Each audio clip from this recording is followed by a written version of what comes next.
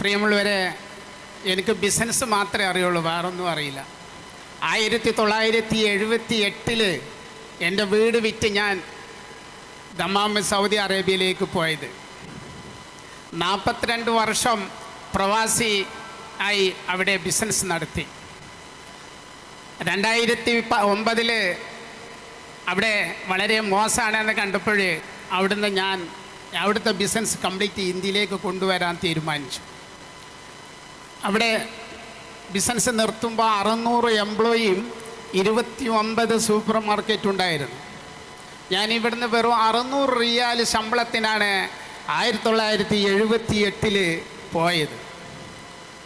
ഞാൻ 3 ഷിഫ്റ്റ് ഒരു ദിവസം ചെയ്തു. 8 അവർ എന്നുവെച്ചാൽ ഉറക്കമില്ലാതെ 3 ഷിഫ്റ്റ് ഡെയിലി ജോലി ചെയ്തിട്ടാണ് ഞാൻ ബിസിനസ് അവിടെ തുടങ്ങിയത്.